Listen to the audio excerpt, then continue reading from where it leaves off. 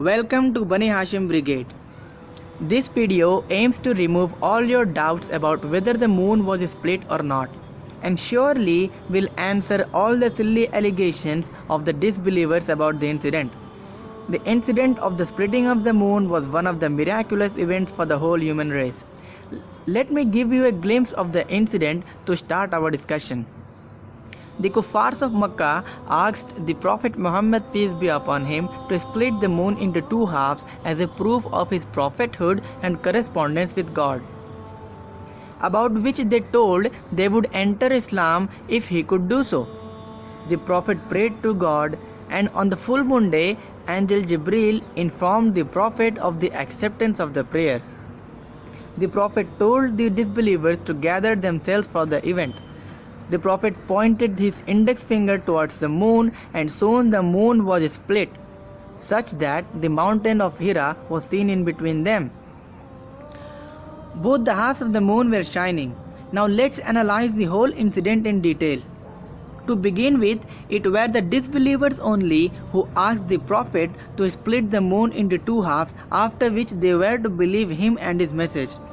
So it was not from the Prophet himself that he had somehow developed the skill to make people believe he could split the moon, and he did not tell them, come see my miracle, I can split the moon into two.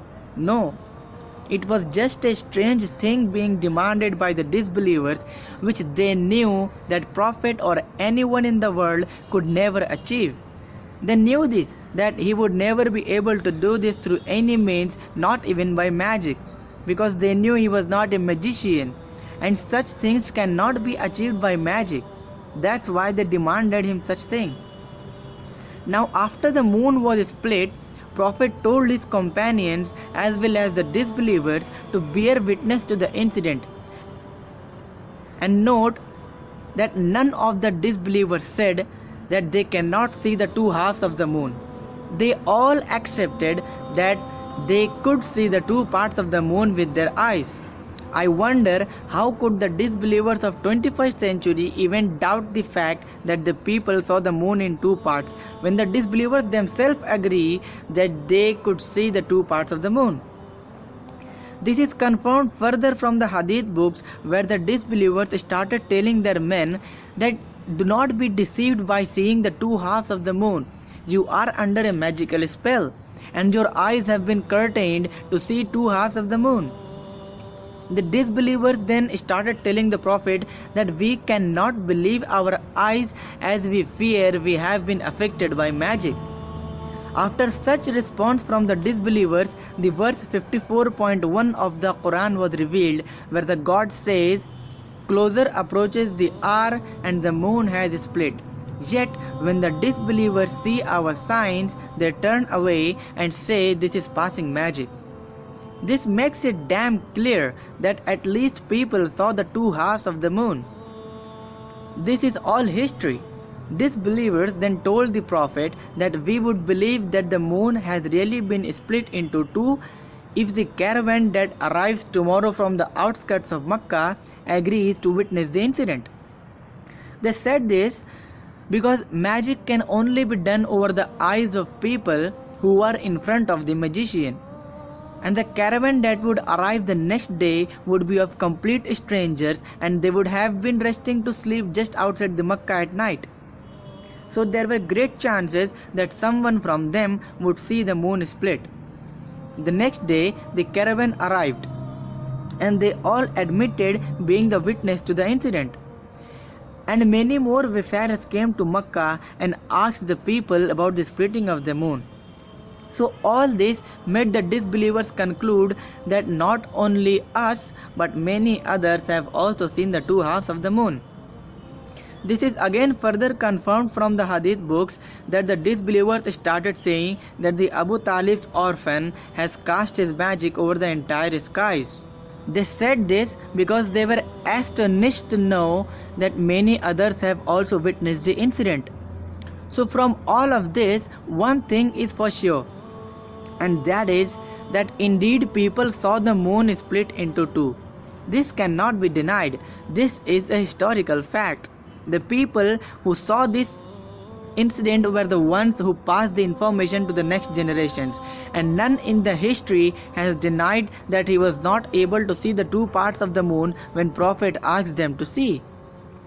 If you deny this, you should ask yourself that why do you even believe that a man called Muhammad or a king named Alexander or Cyrus ever existed in the history?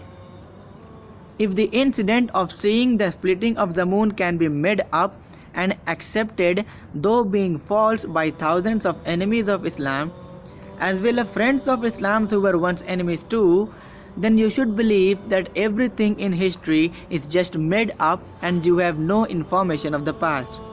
The coins of Alexander or the scrolls of Cyrus and the palaces of the ancient kings could also be made up falsely and accepted and spread by a large number of people of some generation to the next, saying falsely that such and such king existed in the past, while in reality he never existed. This is stupidity. Still, this foolish claim cannot deny the splitting of the moon, because the people who propagated the message were all enemies of Islam once, and they were the enemies of the Prophet, and they wanted to kill him through any means possible.